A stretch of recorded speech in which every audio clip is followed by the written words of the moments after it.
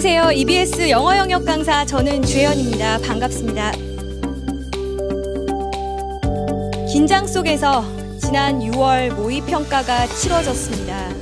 제가 우리 수험생들에게 감히 해서는 안 되는 금기의 질문을 지금 해보려고 합니다. 여러분 시험 잘 보셨습니까? 잘 보셨다면 축하드립니다. 좋은 성적을 받아서 라는 이유도 있겠지만 적어도 우리 남은 기간 동안 조금은 더 기분 좋게 그리고 자신감을 가지고 공부할 수 있을 테니까요. 정말 축하드립니다. 혹시 기대에 조금 못 미치는 등급을 받아서 지금 많이 좌절하고 상심하셨다면 그래도 괜찮습니다. 왜냐하면요. 사람이 성공하기 위해서는 100번 후회하고 다시 다짐하고 또 결심하고 후회하고 다시 결심하는 것보다 한 번 통렬히 눈물을 쏟고 제대로 깨우치는 것이 중요하다라고 하더라고요. 저는 여러분이 그 통렬히 눈물 쏟고 다시 깨우치는 순간이 수능날은 아니었으면 좋겠습니다. 그렇기 때문에 이번 6월 모의평가를 통해서 여러분이 정말 눈물 쏟으며 제대로 깨달으셨다면 감이 잘 된 거라는 말씀을 드리고 싶습니다. 지금 우리 녹화일을 기준으로 해서 159일 남은 시점입니다. 지금 시점에 제가 시작을 해서 무엇을 바꿀 수 있을까요? 라고 이야기할 것 같아서 실제로 숫자를 통해서 좀 여러분에게 보여드리려고 합니다. 제가 여러분을 대신해서 열심히 계산을 해봤습니다. 과연 159일이면 몇 분일까를 계산해 봤고요. 그리고 그중에서 우리 공부할 수 없는 시간이 있습니다. 그죠? 우리 수면은 충분히 취해야 되고 저는 아무리 수험생이라도 6시간 정도는 숙면을 취해야 된다라고 생각하니까 우리 잠을 자는 시간 6시간을 제하고 그리고 우리 이동한다라든지 아니면은 뭐 씻는다라든지 식사하는 이런 시간 공부에 전념할 수 없는 시간 5시간을 제해봤습니다. 자, 그리고 나서 남은 시간도요, 우리 온전히 다 영어 공부에만 쏟을 수는 없는 일이잖아요. 그래서 국, 영, 수, 탐구를 골고루 공부한다라는 생각으로, 나누기 4를 했더니, 그랬더니요, 여러분, 얼마의 시간이 남았을 것 같습니까? 대략 3만 시간 정도가 남더라고요. 이 남은 시간을 가지고요, 우리가 30분씩 정말 영어에만 투자한다. 지문 하나에 오롯이 투자한다라고 생각을 했습니다. 제가 스스로 한번 풀어보고 또 강의를 통해서 부족했던 부분을 보충하고 그리고 또 다시 복습하는 시간까지 사실 지문 하나에 30분 정도면 정말 충분한 시간이잖아요. 자, 그럼 이제 남은 시간 동안 영어 공부에 있어서 총 얼마를 투자할 수 있을 것 같습니까? 네, 무려 1034지문을 30분씩 아주 깊이 있게 파악할 수 있는 시간이 남았더라고요. 아직 연계교재를 시작도 안 한 친구들이라고 할지라도 지금 시작해서 충분히 유의미한 차이를 만들 수 있는 그런 시간이란 이야기입니다. 자, 그러면요, 여러분, 이번 시험 이제 제대로 우리가 어떤 시험이었는지 또 나의 위치가 어떠했는지를 파악해야 앞으로 남은 기간 어떻게 효과적으로 공부할 수 있는지도 우리 정할 수 있는 거잖아요. 그래서 난이도에 대한 이야기를 먼저 좀 해보려고 합니다. 자, 이번 시험 어땠습니까? 네, 쉬웠습니다. 쉬웠다는 것이 우리 수험생들의 이야기이기도 하고 여러 교육기관에서 발표한 그런 자료이기도 합니다. 근데 이 쉬웠다라는 게 대체 어떻게 쉬웠다라는 건지 좀 구체적으로 우리 실시간 등급 컷을 보면서 이야기해보면 좋을 것 같습니다. 자, 예상치이긴 하지만 일단 우리 한번 보시겠습니까? 지금 1등급 컷이 어느 정도 선에서 형성되어 있습니까? 네, 98점 정도의 수준에서 형성이 되어 있습니다. 다시 이야기하자면 우리 3점 한 문항만 틀려도 바로 2등급대로 내려가는 그런 상황이다라는 이야기이고요. 또 이것을 역사적으로 뒤집어 보면 우리 수험생들이 아주 어려워할 만한 그런 고난도 3점 문항이 배치되지 않았구나라는 의미로도 자, 그런데 우리 한 가지 재미있는 것 한번 4등급에서 저 아래 등급까지의 등급 컷을 보시겠습니까? 그 어려웠다고 소문난 2014학년도 영어 B형과 비교했을 때에도 큰 차이가 없다라는 것을 보셨을 겁니다. 자, 그러면 이것이 아마 선생님 시험이 쉬웠다는데 저는 체감을 못하겠어요. 제가 뭔가 공부를 크게 잘못하고 있나 봐요. 다들 쉬웠다는데 왜 저는 이렇죠에 대한 대답이 될 수도 있겠습니다. 자, 제가 지금 짚어드렸던 그 주로 중하위권에 있는 등급 친구들의 경우에는요. 빈칸에 있는 3점 문항은 혹은 간접쓰기 영역에 있어서 우리 주로 고난도로 분류되는 그런 문항들은 쉽게 출제가 되었건 어렵게 출제가 되었건 여전히 어렵게 느끼고 있다라는 겁니다. 그래서 시험이 쉬웠건 어려웠던 간에 계속해서 나는 난이도에 큰 변화가 없는 것 같아 라는 생각을 하셨을 거예요. 자, 그런데 다시 한번 생각해 볼까요? 빈칸 문항 또 간접 쓰기 부분 같은 경우에는 우리 EBS 교재가 그대로 직접 연계되고 있는 부분입니다. 그러니까 여러분이 그 부분만 잘 정복하셔도 충분히 등급 업할 수 있는 기회가 있다라는 거죠. 자, 그러면 이제 구체적으로 어떻게 되었다라는 건지는 좀 문항을 보면서 같이 이야기를 해보려고 합니다. 자, 우리 모의평가를 흔히 이제 이정표의 비유를 많이 하죠. 이정표라는 거는 내가 목적지까지가 얼마가 남았고 어떤 방향으로 가야 되나를 보여주는 게 이정표인데 많은 수험생들이 이정표 읽는 방법을 모르는 것 같아요. 그래서 어떻게 공부하는지 아세요? 내가 이거 맞췄네? 2번 할까 3번 할까 하다가 2번 했는데 맞았어. 아깝다. 내가 3번 할까 4번 할까 했는데 4번에서 틀렸어. 자, 이것은 결코 이정표를 보는 올바른 방법이 아닙니다. 여러분이 왜 오답을 내셨는지 사고의 과정을 반드시 역추적하는 것이 필요합니다. 내가 그때 이 단어의 뜻을 정확하게 몰랐지. 그래서 여기서부터 상상의 나래를 펴기 시작했고 그래서 내가 오답을 냈구나. 라든지 아니면 이 문제에서는 A랑 B랑 사실 문맥상 거의 같은 의미였는데 내가 A 따로 B 따로 이렇게 해석을 하다 보니까 빈칸에 대한 어떤 단서를 찾지 못했구나 라는 식으로요. 여러분이 어떤 부분에서 오답을 내게 되었는지 사고의 과정을 역추적해야 된다는 이야기입니다. 그러면 시험이 끝나고 나서 한참 지난 뒤에는 사고의 과정을 역추적하기 힘들겠죠. 그래서 다시 보기 괴로운 시험지지만 반드시 시험이 끝나고 나서 얼마 되지 않아 오답 정리를 해야 된다라고 이야기하는 이유가 여기에 있고 지금 우리 방송을 함께하고 있는 수험생들이라면 반드시 이 오답 정리를 하시길 바라겠습니다. 오답 노트를 만들라라고까지도 이야기하지 않겠습니다. 내가 대체 어떤 부분에서 오답을 내게 되었는지 사고의 과정을 꼭 한번 역추적해 보시라라는 이야기입니다. 자, 일단 우리 이번 영어 영역에 쏟아지는 관심이 대단했습니다. 그 이유 중에 하나는 바로 바뀐 출제 방식 때문이지요. 올해부터 간접 연계하겠다라는 발표가 있었습니다. 특히 이제 대의 파악이라는 유형과 그리고 세부사항 파악이라는 유형에 있어서 간접 연계 방식을 택하겠다라는 발표가 있어서 사실 많은 수험생들이 상당히 불안해하기도 하고 또 궁금해하기도 했습니다. 여러분 대의 파악이라는 것은 이제 대강의 의미를 파악할 수 있느냐라는 능력을 물어보는 거죠. 뭐 요지 파악이라든지 주제 문제라든지 제목 추론 문제가 여기에 해당하는 것이겠고요. 그리고 이제 세부사항 파악이라는 것은 이 지문의 내용이랑 선지의 내용이 일치하니 일치하지 않니를 물어보는 이제 그런 유형들이 되겠습니다. 자, 어떻게 간접 출제되었는지를 제대로 아셔야 앞으로 남은 기간 어떻게 공부해야 될지에 대한 전략이 있습니다. 그래서 우리 지금부터는 조금 더 구체적으로 문항 안으로 들어가서 연계가 어떤 방식으로 이루어져 있는지를 볼 거고요.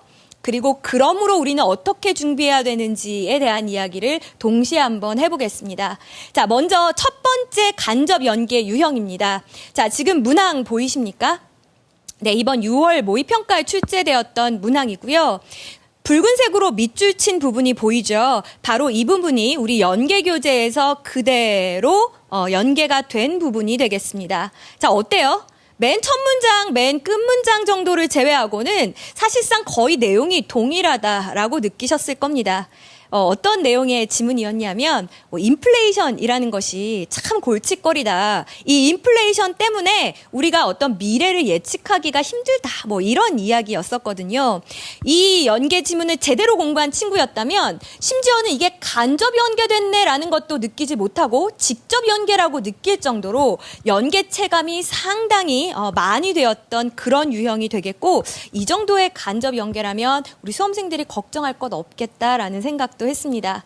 자, 그 다음에 이제 두 번째 간접 연계 유형이 있습니다. 바로 이제 시각자료라는 것을 활용한 유형이 되겠는데요. 우리 시각자료는 뭐 도표 같은 것도 시각자료고요. 뭐 포스터니 광고문, 안내문 뭐 이런 주로 실용자료들도 바로 이제 시각자료에 해당하겠습니다. 자, 그러면 어떻게 연계됐는지 일단 도표 문제를 한번 볼까요? 자, 일단 이 원그래프로 출제가 되었던 것이 우리 이제 연계 지문이 되겠고요. 제가 붉은색 처리를 해드린 이 막대 그래프가 이번 6월 모의평가의 그 그래프가 되겠습니다. 내용은요, 우리 소비자들이 쇼핑할 때 쓰는 그 앱들을 과연 얼마의 시간 동안 쓰느냐를 보여준 그런 그래프였었어요. 자, 어때요, 여러분? 뭐 이 원그래프로 영어로 묘사한 그 글을 읽고 잘 이해했던 친구가 이거를 막대 그래프로 변형시켜 놓았다 그래서 이 문제 못 풀겠는데 라고 과연 느꼈을까요? 결코 그렇지 않았을 거다라는 이야기입니다.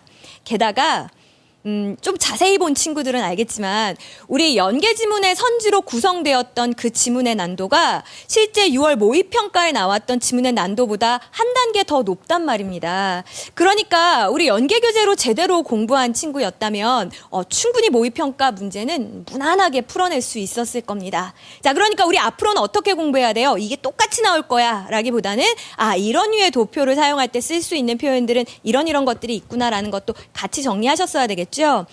그 다음에 또 어떤 유형도 있었냐면 어떤 포스터, 콘테스트에 대한 이야기가 수록이 되어 있었습니다. 우리 연계 교재에는 포스터 콘테스트로 이렇게 출제가 되었었고요. 그리고 6월 모의평가에서는 에세이 콘테스트로 이렇게 변형되어서 출제가 되었습니다.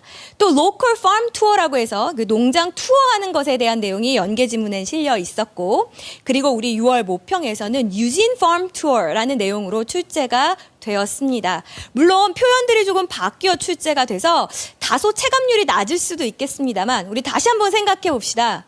이 실용문 유형은 정말 영어의 기초가 약한 친구들도 누구나 자신 있게 풀 수 있는 그런 유형이었기 때문에 여러분들 간접 연계라 할지라도 무난하게 잘 풀어내실 수 있었을 거고, 그러니까 필요 이상으로 겁먹고 두려워할 필요가 전혀 없었다라는 거죠.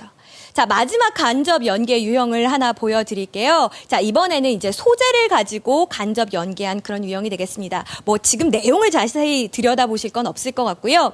교황 율리우스 2세가 우리 미켈란젤로에게 나의 무덤을 좀 디자인해달라라는 그런 요청을 합니다. 우리 연계 교재에서는 그러다가 잠깐 내 무덤을 설계하는 일은 멈추고 시스티나 성당의 그 천장화를 완성해다오라고 부탁한 내용이 수록이 되어 있었고요. 우리 6월 모의평가에서는 이제 그 교황이 죽고 난 이후의 내용을 다루고 있었습니다. 자, 어떤가요? 지금 이 붉은 박스로 처리된 부분이 우리 연계 교재와 내용이 겹치는 부분이었고, 후반부는 조금 다른 포인트로 서술을 하고 있었습니다만 어차피 여러분이 배경 지식을 가지고 다가가셨다면 훨씬 더 편하게 읽을 수 있는 그런 문제였고, 또 상당 부분 어휘의 사용에 있어서 중복되었기 때문에 연계 체감이 높게 느껴졌을 거라고 생각을 합니다. 또 그 문화 관광에 대한 글도 있었어요. 사실 우리 연계 교재에 있는 그 문화관광에 대한 글은 상당히 난도가 있었거든요. 그래서 한 문장 한 문장 읽어내기도 좀 까다로웠고 전체 글의 어떤 논리의 흐름을 파악하기에도 조금 어려웠습니다. 자, 그런데 이번에 6월 모의평가에서는 똑같이 문화관광이라는 것이 어떤 이점이 있나 이제 여기에 대한 글이었는데, 지문의 논리 전개도요, 우리 수험생들이 좋아하는 그런 구조 있죠. 주제문으로 딱 시작해서 주제문에 대한 근거가 눈에 아주 잘 띄도록 첫 번째 게다가로 보여주는 그런 글의 구조를 취하고 있었고, 또 문장의 난이도도 연계 교재에 비해 훨씬 쉬웠기 때문에 연계 교재를 잘 공부한 친구들은 무리가 없었습니다. 다시 말해서 간접 연계라는 부분에 있어서 평가원은 쉽게 출제하겠다라는 약속을 철저히 지켰고, 게다가 간접 연계임에도 꽤나 체감 연계율을 높게 느낄 수 있도록 그렇게 문항 구성을 했다라는 이야기가 되겠네요. 자, 그럼 이제 간접 연계에 대해 우리가 두려움을 가질 필요 없다라고 했으니까 여러분이 반드시 명심하셔야 되는 건 뭡니까? 그래. 이제 정말 내가 연계 교재에 2번 봤네, 3번 봤네, 4번 봤네, N회독이 중요한 게 전혀 아니라는 거. 내가 이 문제를 풀어서 맞았네, 틀렸네. 그게 지금 무슨 의미가 있습니까? 한 번에 보더라도 두 번에 보더라도 꼼꼼하게 깊이 있게 분석하는 것이 정말 중요하고, 혹여라도 작년에는 해설지 그냥 외우고 첫 문장 보고 내용을 기억해내서 문제를 풀었는데 이런 기억을 가지고 있던 친구들이라면 올해는 상황이 완전히 달라졌다는 거, 정말 제대로 된 영어 공부법으로 공부하셔야 된다는 거 다시 한번 이야기 드리고 싶고요. 우리 사실 하위권 친구들 같은 경우에는 아무리 간접 연계를 쉽게 했다 할지라도 내가 봤던 딱 그 문장이 아니면 좀 어렵게 느낄 수 있잖아요. 그렇기 때문에 어휘와 구문이 갖는 중요성은 상대적으로 더 높아졌다라고 할 수 있겠습니다. 어휘 공부, 구문 공부는 특히 중하위권 학생들 같은 경우에는 여름방학 이후 9월까지도 계속 가져가셔야 합니다. 아무리 연계 교재에 쫓기는 느낌이 있다라고 할지라도, 내가 지금은 마치 자전거를 타고 열심히 페달을 밟고 있는데 계속 이렇게 자전거만 열심히 탈 것이 아니라 나도 한번 스포츠카로 이렇게 엔진을 업그레이드 시켜야 되겠구나. 그 엔진을 업그레이드 시키는 공부가 어휘, 구문에 해당하는 공부구나, 이렇게 생각하시고 거기에 투자하는 시간은 아깝게 생각하지 않으셨으면 좋겠습니다. 자, 그러면 이제 본격적으로 듣기에 대한 이야기를 한번 해보려고 합니다. 사실 영어 영역 중에서도 연계 체감이 가장 많이 되는 부분이 바로 듣기 부분이고요. 무려 17문항 중에 15문항이 연계 교재에서 연계 출제가 되었습니다. 여러분 설마 듣기 연계 교재가 뭔지 모르는 건 아니시죠? 고교 영어 듣기라는 책 한 권과 그리고 수능 완성에서도 실전편에 해당하는 부분, 그 부분에 듣기가 수록되어 있습니다. 그 부분이 바로 듣기 연계 범위거든요. 그렇게 많지도 않습니다. 여러분 지금부터 시작하셔도 충분히 5회도까지도 할 수 있는 시간입니다. 그러니까 듣기에 있어서만큼은 내가 연계 교재로 제대로 정복하겠다 생각하시고, 제가 왜 이렇게 자신 있게 말씀을 드리는지는 문항을 좀 보면서 이야기를 해볼게요. 자, 일단은 가장 연계가 잘 드러나는 우리 그림 상황을 가진 그런 문제를 한번 볼까요? 자, 일단 그 붉은색 박스 처리한 부분이 우리 6월 모의평가 그림이었고요. 그 옆에 보이는 그림이 우리 연계 지문에 수록되었던 문제였습니다. 그림 상황이 거의 유사하죠. 마치 다른 그림 찾기처럼 거의 유사합니다. 다만 이제 쓰였던 어떤 표현이나 내용에 있어서 조금의 차이는 있었습니다만, 연계 교재를 제대로 공부한 친구들이 절대적으로 유리한 공부였음에는 틀림없습니다. 제가 하나 더 예를 보여드릴게요.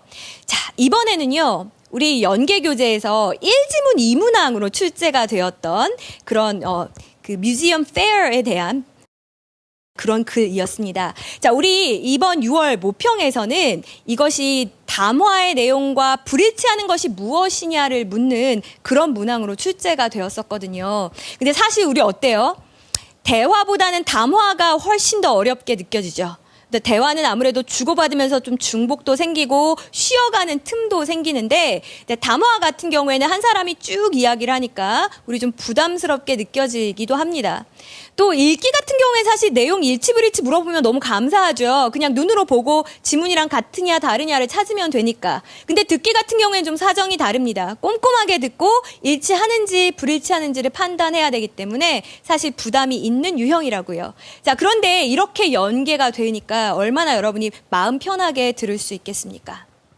이번 듣기에 있어서 저에게 가장 변별력 있었던 문항이 뭡니까? 라고 물어보면 계산 문제다라고 이야기하고 싶습니다. 실제로 듣기에서 틀린 많은 친구들이 계산 문제에서 이번에 실수를 저질렀죠. 그런데 이 계산 문제조차도 그대로 연계 교재에서 연계가 되었단 이야기입니다. 자, 그러므로 우리가 이제 앞으로 듣기를 공부하는 데 있어서는 어떤 태도를 가져야겠습니까? 일단 듣기 연계 교재의 정말 무한 반복이라고 생각하시면 되겠어요. 뭐 아직도 이런 친구들이 있어요. 감을 키우기 위해서 여러 가지 다른 문제집을 풀어보겠다라든지, 기출 문제가 좋으니까 기출을 여러 번 보겠다라든지 이런 이야기를 하는 친구들이 있습니다. 네, 다 좋은 공부 방법입니다. 시간만 많으면요, 우리가 뭔들 못하겠습니까? 하지만 우리 수험생에게 있어서는 이 한정된 시간을 누가 효과적으로 잘 쓰느냐 하는 것이 중요한 거잖아요. 그러니까 감히 제가 말씀드릴 건데, 듣기는 연계 교재만으로도 여러분 충분히 만점 받으실 수 있습니다. 그러면 반복을 하는 건 좋은데 어떻게 반복해야 되는지에 대한 방법도 상당히 중요하겠죠. 저는 여러분이 이렇게 하셨으면 좋겠어요. 자, 일단은 한번 한 세트 문항을 풀어보세요. 자, 그리고 다음날 스크립트 보시면서 내가 좀 이해 못했던 부분 체크하시고 반복 청취하시면 됩니다. 가장 중요한 건 뭐예요? 매일 듣는 겁니다. 다른 공부랑은 정말 달라요. 내가 오늘 열심히 듣기 했으니까 3일간 안 들어도 되겠지가 아닙니다. 길게 공부하라라고 절대 이야기하지 않습니다. 듣기 공부요, 하루에 10분, 길어야 15분이면 충분합니다. 단 어떻게? 매일 하시면 되는 겁니다. 지금부터 매일 10분씩만 하셔도 여러분 연계교재 반복에 또 반복을 거듭할 수 있는 시간이니까 절대 여기에서는 실수가 있어서는 안 되겠습니다. 자, 이번에는 어법에 대한 이야기로 좀 넘어가 볼게요. 여러분, 어법 문제라고 하면 이제 무조건 일단 공포심을 갖는 그런 친구들이 있고요. 또 어떤 친구들은 내가 등급이 안 나오는 이유는 어법 때문이야, 이렇게 생각하는 친구들이 있습니다. 그래서 방학 동안에 내가 정말 어법 강좌를 집중 수강을 해서 몇십 강에 이르는 어법 강좌를 들어서 등급 업 시켜보겠어 라는 결심을 하는 친구들도 있습니다. 제가 조금 있다가 문항으로 증명해 드리겠지만 여러분의 영어 등급이 나오지 않는 이유는 절대로 문법 지식이 모자라서가 아닙니다. 현재 완료의 4가지 용법이요? 그걸 몰라서 영어를 못하시는 것 같습니까? B2 부정사의 5가지 용법이요. 예, 의, 가, 운, 의. 저도 고등학교 때 열심히 외웠거든요. 예정, 의무, 가능. 그런 거 몰라도 여러분 충분히 좋은 점수 받으실 수 있어요. 자, 왜 그렇다라고 이야기하는지, 왜 심지어는 문법 강의 몇십 강짜리를 수강하려는 우리 물론 1, 2학년 학생들과는 좀 다른 이야기입니다만 올해 수능을 앞둔 고3 학생들에게 제가 다시 생각해보라라고 이야기하는 건지 일단 문제를 한번 보시겠습니다. 여러분 문항을 보시면 다소 길게 좀 느껴져서 처음에 겁먹을 수는 있습니다만 컴마 삽입된 부분을 제외하고 한번 문장을 들여다보십시오. 주어네. 근데 주어가 계속 이어지네. 동사가 없구나. 아무리 어법 지식이 약한 친구들도 한 문장에 접속사가 없으면 주어 하나 동사 하나라는 거 모르는 친구 있습니까? 아마 거의 없을걸요? 그런데 이 문제 왜 틀리셨습니까? 문장에 동사가 있어야 된다는 걸 몰라서 틀렸나요? 문법 지식이 부족해서 틀렸나요?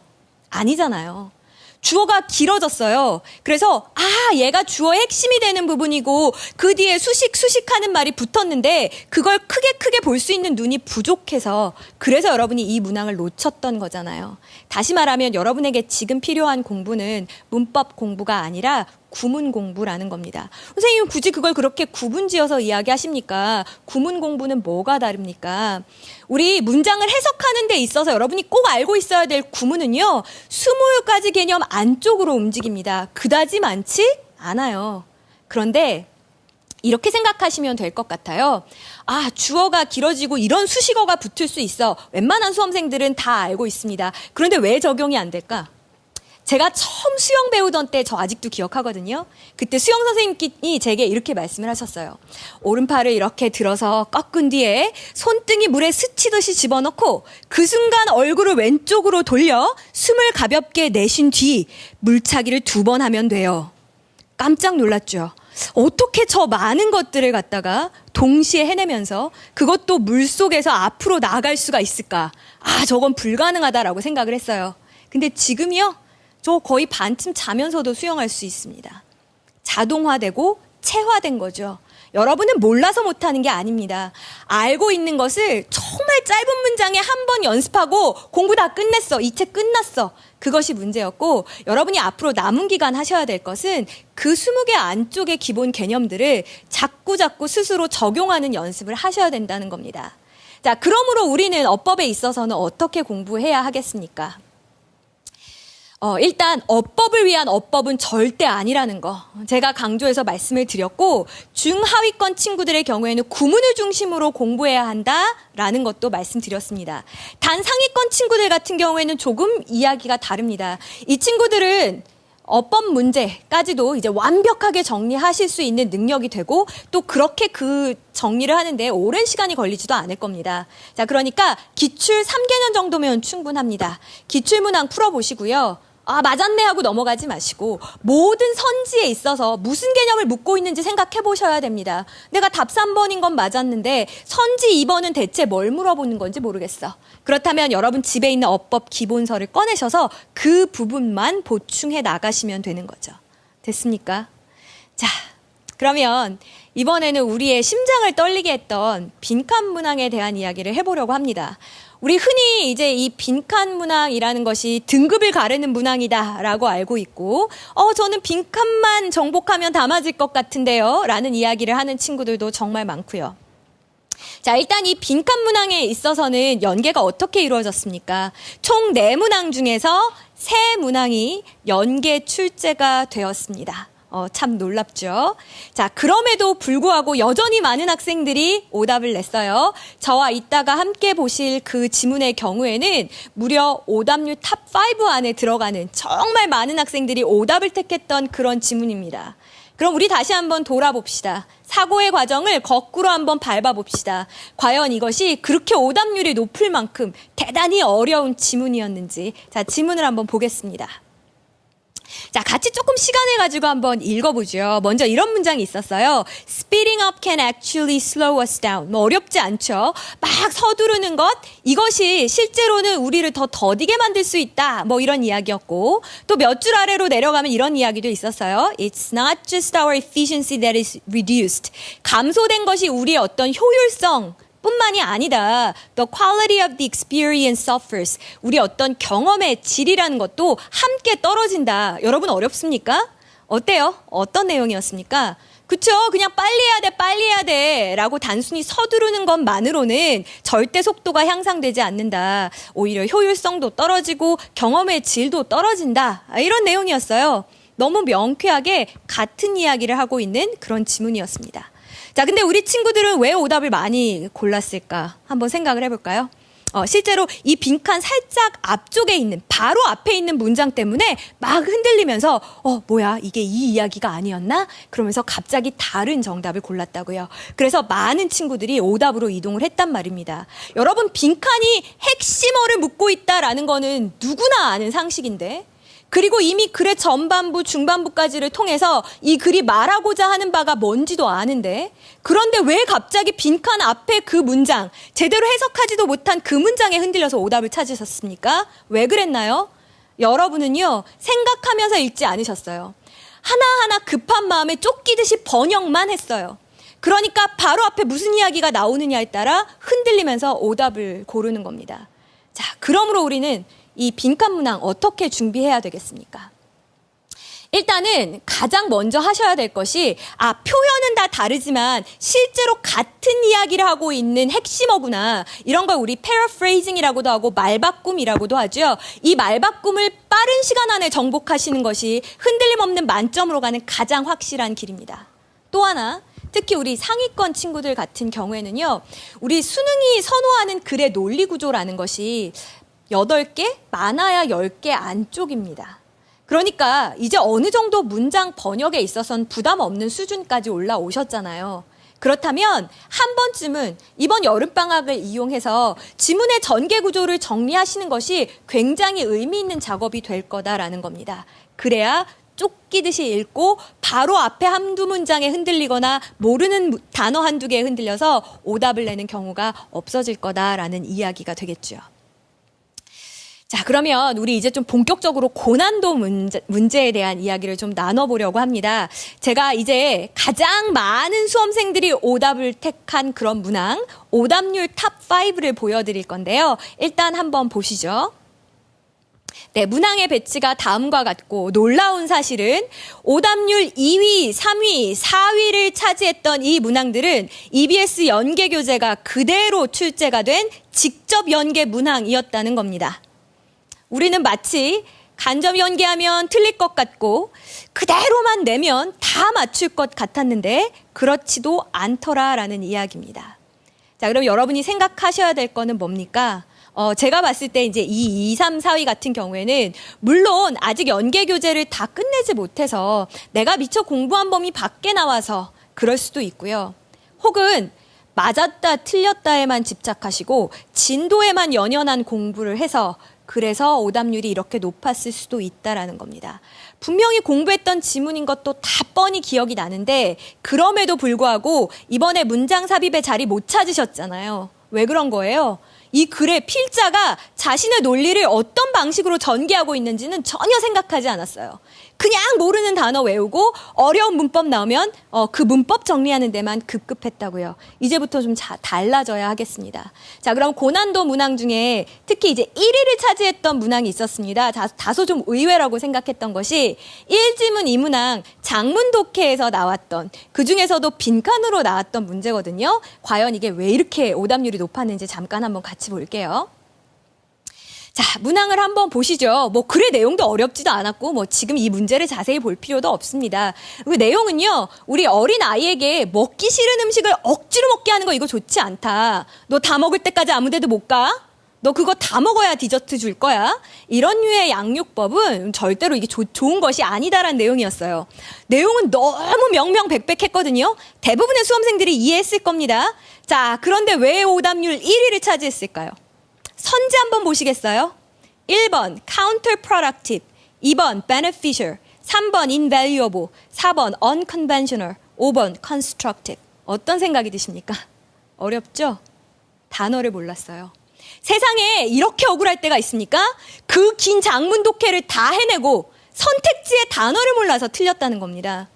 그러면 우리 친구들은 굉장히 당당하게 이렇게 얘기해요. 아, 선생님 제가 독해 다 했거든요. 어려운 내용 아니더라고요. 근데 단어를 몰라서요. 그것이 제 생각에는 지문 해석을 못해서 틀린 것보다 훨씬 더 부끄러운 일이라고 생각합니다. 자, 왜 이렇게 제가 단어를 강조하는지 조금 더 구체적인 것으로 한번 보여드리겠습니다. 지난 2014년도에 교육부가 사교육 경감 및 공교육 정상화 대책이라는 것을 발표했습니다. 그래서 2014학년도에 5,688단어이던 어휘 수준을 2016학년도에는 3,500단어 수준까지 끌어내리겠다라는 약속을 한 겁니다. 혹시 여러분 연계교재 꼼꼼하게 공부했던 친구들은 아마 느끼셨을 겁니다. 어휘의 난이도를 낮추기 위한 평가원의 피나는 노력을요. felt flattered, 우쭐하게 느끼다 라는 표현을 felt happy, 행복하게 느끼다 이렇게 바꾸었고요. green, 씩 웃다 라는 표현은 smile 이라는 정말 쉬운 단어로 바꾸었습니다. 이 이외에도 나열할 수 없을 정도로 많은 난이도 하향 조정의 그런 노력들이 있었다고요. 그러면 올해 수능에서 달라진 것이 뭘까요? 이제까지는 여러분이 아무리 열심히 공부를 하셨었어도 시험장에 가면 모르는 단어 한두 가지쯤은 맞닥뜨릴 수밖에 없는 상황이었습니다. 그런데 올해 시험은 전혀 달라요. 여러분이 어휘에 조금만 정성을 쏟으신다면 100% 아는 단어로만 이루어진 시험지를 만날 수 있다는 이야기입니다. 이런 하늘이 준 기회에서 여러분은 왜 선택지 단어를 몰라서 해석을 다 하고 오답을 고르는 그런 우를 범하십니까? 저는 여러분이 이번에 정말 통렬하게 반성해야 된다고 생각합니다. 3,500단어요? 한번 가정해 봅시다. 정말 어휘에 대해서 아무런 기초도 없는 학생이라고 생각을 해볼게요. 단어 한 번 외워요? 당연히 기억 안 나죠. 머리가 나빠서가 아니고 누구라도 기억 못합니다. 단어 2번 외워요? 생각 안 나요. 밑 빠진 독에 물 붓기 같습니다. 단어가 외운 것이 내 눈에 확 들어오기 시작하는 시점은 3회독하는 시점부터입니다. 그러면 3,500단어를 3번 본다라고 생각을 하고 남은 일수로 나누었더니 하루에 60단어? 65단어면 여러분 충분히 단어 공부할 수 있는 시간이더라라는 겁니다. 그러면 쌤, 제가 이제부터 60단어, 65단어 하겠습니다. 대체 뭘 갖고 하면 되나요? 상위권 친구들 같은 경우에는 연계교재에 있는 단어들만 가지고 정리하시는 것으로도 충분합니다. 단, 중하위권 학생들은 조금 이야기가 틀려요. 왜냐하면 아직 아주 기본적이고 핵심적인 어휘인데도 모르고 있는 어휘들이 있고 이 어휘들을 먼저 외우는 것이 급선무입니다. 그렇기 때문에 5대5 정도의 비율을 가지고 자신이 가지고 있는 단어집으로 공부하시고 나머지 절반은 연계교재 단어를 정리하는 데 쓰십시오. 자, 이렇게 이야기하면 선생님 연계교재에도 모르는 단어 투성이인데 어떻게 그 절반만 투자해서 제가 단어를 정복할 수 있겠습니까? 이런 이야기를 합니다. 하지만 저는 이렇게 생각을 해요. 여러분이 연계교재 정말 제대로 공부하신다면 그러면 충분히 키워드의 반복이 일어날 거고 그런 과정을 통해서 굳이 머리 싸매지 않고 공부하더라도 여러분이 정복해 나갈 수 있다라는 이야기입니다. 어휘 공부하시는 거 절대 잊지 않으셨으면 좋겠습니다. 자, 그러면 이제 우리가 앞으로 어떻게 공부해 나가야 하느냐라는 것이 정말 중요하겠죠. 그래서 우리 흔히 수험생들이 보이는 특히나 재학생들이 보이는 공부의 패턴을 그래프로 한번 보여드리려고 합니다. 자, 보통 보시면 6월 모의평가 전에 벼락치기 공부하듯이 바짝 공부하시죠. 그러다 그래프가 뚝 떨어집니다. 왜? 내가 열심히 했는데 기대에 못 미쳐서 실망했거든요. 그러다 다시 그래프가 올라가죠. 왜요? 기말고사 시험 내신이 중요하니까요. 자, 기말고사 끝났습니다. 모든 긴장감이 풀어지고 더워요. 여름방학 한답니다. 공부가 손에 잡히지 않아요. 그래서 기말고사 이후에 일주일, 열흘에 해당하는 그 기간들을 마냥 교실에서 방학 계획 세우는 데만 보냅니다. 오로지 계획만 세워요. 자, 그러다가 방학이 시작되죠. 방학이 시작되면 공부 열심히 합니다. 누구나 열심히 한다라는 게 문제죠. 또 방학이 길지 않고 3주 남짓하다라는 것도 문제입니다. 자, 이렇게 열심히 방학을 보내고 와서는 바로 중간고사를 실시하는 학교들도 있고 9월 모평이 바로 앞이다라고 느끼실 겁니다. 자, 이렇게 9월 모평을 보고 나면 실제적으로 수능에 집중하기가 아주 힘들어지고 이 이후에 사실 수능을 놓아버리는 친구들이 많습니다. 갑자기 왜 그래요? 수시 원서 쓰는 기간이거든요. 그래서 자기소개서 같은 걸 막 쓰기 시작합니다. 저는 우리 친구들이 무슨 아래서만 태어나지 않았지 박혁거세인 줄 알았습니다. 자신이 지나온 삶을 막 미화해서 쓰고 자기소개서를 쓰다 보면 왠지 이미 대학에 합격한 것만 같고 해도 나오지 않는 수능을 붙잡고 있느니 방향을 선회하는 것이 나은 것 같고 이래서 실제로 많은 학생들이 재도전을 할 수밖에 없었던 그 이유가 바로 이 9월 모평 이후의 시기부터고요. 그러다가 찬바람 불고 정신 차리기 시작하면 이미 늦었죠. 그러니까 제가 지금 드리고 싶은 말씀은 무리해서 공부하라라는 게 아닙니다. 한결같이 하십시오. 모든 사람이 저지르는 이런 실패의 유형을 왜 또 그대로 답습하려고 하십니까? 여러분, 정말로 특히 기말고사 이후에 이렇게 공부의 그 패턴이 뚝 떨어지지 않도록 한결같이 공부하셨으면 좋겠습니다. 자, 그럼 이제 한결같이라는 게 어떻게 공부한다라는 건지도 아마 궁금하실 겁니다. 반수하는 대학에 다니다가 다시 도전하기로 결심한 친구들이라든지 아니면 저는 사실 이 친구들이 특별히 공부를 안 해서라고 생각하지는 않습니다. 나름 공부를 열심히 하려고 했는데 기본기가 약해서 수능 특강에 있는 지문들조차 소화하기 너무 힘들어 남들보다 더디게 갔던 친구들이 있을 겁니다. 자, 그런 친구들이 아직까지 수특 공부가 끝나지 않았다라고 생각해 봅시다. 그래도 시간이 충분합니다. 6월, 7월 초까지 수특 공부하십시오. 인수 1이요. 여러분 가볍게 공부하실 수 있습니다. 우리 수특이 히말라야산을 등반하는 느낌이었다면 인수 1 같은 경우에는 지리산 등반 정도의 느낌으로 가실 수 있을 겁니다. 7월 달 안에 충분히 공부하실 수 있고요. 8월에 인터넷 수능 2를 공부하시고 그리고 9월에 수능 완성 공부하십시오. 그리고 나도 어때요? 10월, 11월 수능 전까지 복습할 시간 충분히 있습니다. 다만 제가 드리고 싶은 이야기는 여러분 구문 공부를 여름방학 끝날 때까지 병행하셔야 된다라는 겁니다. 제가 앞서 초반에 엔진을 업그레이드 하십시오라는 이야기 했죠. 여러분이 연계교재 진도가 빨리 나갈 수 없는 이유가 기초 체력에 있다면 그걸 다지는 시간을 꼭 가지셨으면 좋겠다라는 겁니다. 또 지금 인터넷 수능 1을 공부하고 있는 친구들 대체적으로 아마 중위권 친구들이 많을 겁니다. 잘하고 계십니다. 자, 6월달 안으로 인터넷 수능 1 끝내시면 되고요. 7월에 인터넷 수능 2 보시고 8월, 9월에 걸쳐서 수능 완성을 하셨으면 좋겠습니다. 교재가 나왔다고 내 마음이 같이 빨라질 필요는 없습니다. 선생님 왜 수능 완성을 2달이나 잡으셨나요? 왜냐하면 방학에 조금 시간이 있을 때 이 친구들도 구문 공부를 해야 되기 때문입니다. 중위권이라고는 하나 아직도 문장이 길어지면 헤매는 부분이 생기죠. 반드시 극복하셔야 흔들림 없는 점수를 받을 수 있습니다.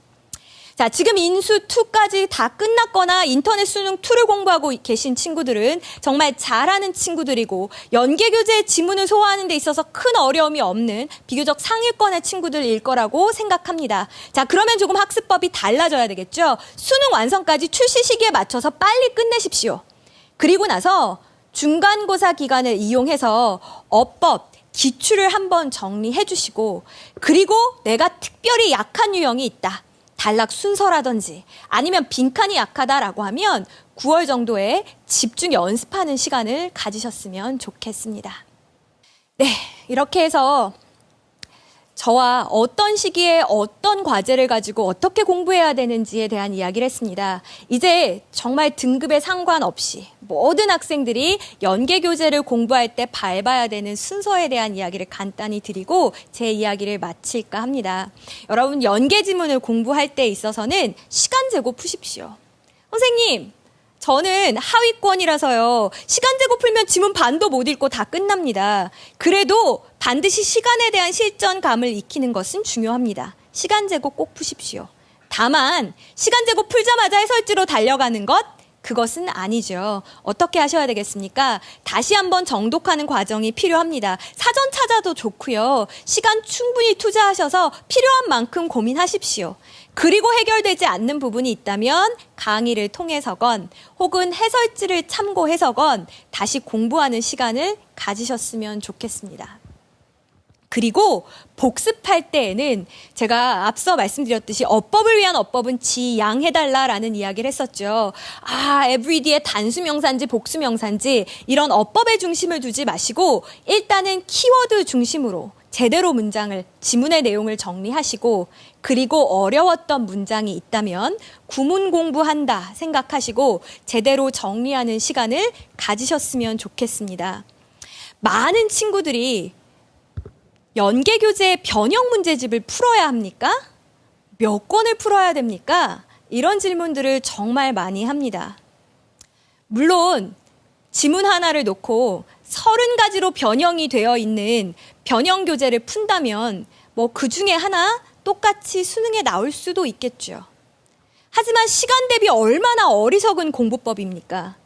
게다가 이렇게 쉬운 영어를 대대적으로 표방하고 있는 이런 시험에서 여러분 왜 그렇게 어리석게 공부하십니까? 지문 여러 번 보지 않아도 괜찮습니다.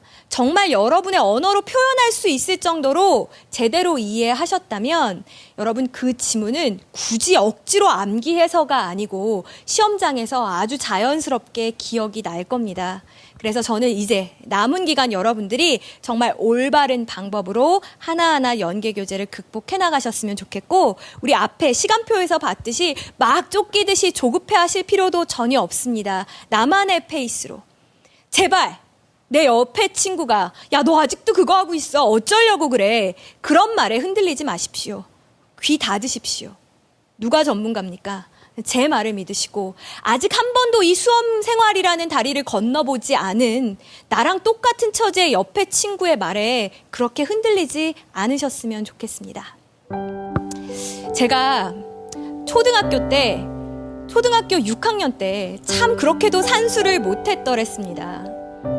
갑자기 어려워지더라고요. 선생님께서는 참 잘 가르쳐 주시는 것 같은데 저만 이해가 안 되더라고요. 선생님이 저를 붙들고 한참을 설명을 해주셨습니다. 이렇고 이렇지? 근데 사실 이해가 잘 안 되더라고요. 그래서 굉장히 어정쩡한 표정을 지으면서 선생님을 이렇게 바라봤습니다. 그때 제가 느꼈던 감정은 선생님이 실망하시겠지? 얘는 이렇게 설명했는데도 안 돼? 포기하시겠지? 생각을 했습니다. 그때 선생님이 제 손을 꼭 잡으시면서 했던 말씀이 나는 너를 끝까지 포기하지 않을 거다. 그러니까 너도 포기하지 않았으면 좋겠다 라는 이야기를 하셨습니다. 저는 남은 기간 여러분 절대로 포기하지 않겠습니다.